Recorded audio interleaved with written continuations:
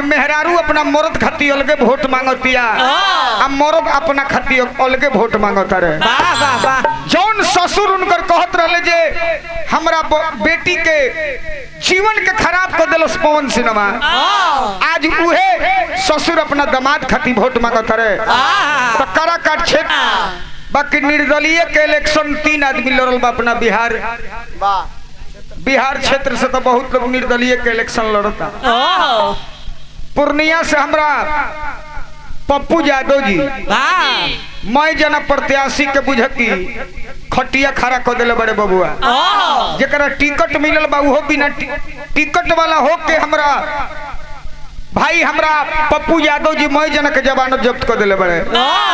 वैसे ही हमरा काराकाट क्षेत्र से भाई पवन सिंह जी जब से आइल बड़े काराकाट जौन क्षेत्र बा सबसे बबुआ हाट क्षेत्र हो गई बा, जौना में जब से पवन काराकाट क्षेत्र के केहू जानत ना रहो रंजन भाई, काराकाट क्षेत्र के केहू जानत ना रहे जे काराकाट बा कहाँ।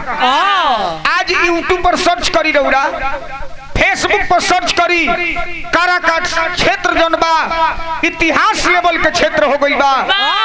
आज जौना क्षेत्र में फिल्मी स्टार के ऐसा दिग्गज हीरो और हीरोइन बा जो जनइखे पहुंचो, काजल राघवानी जी, यमुनी सिंह जी, बतासा चाचा जी, अनेकों अनुपमा यादव जी, हमरा निशा उपाध्याय जी जेकर चुनाव चिन्ह कैंची छाप बा, एने पप्पू यादव के कैंचिए छाप, एने हमरा पवनो भाई के कैंचिए छाप, उ लेके आइल बड़ी जे अपना कैंचिए से कमल के काट के बुता देबे।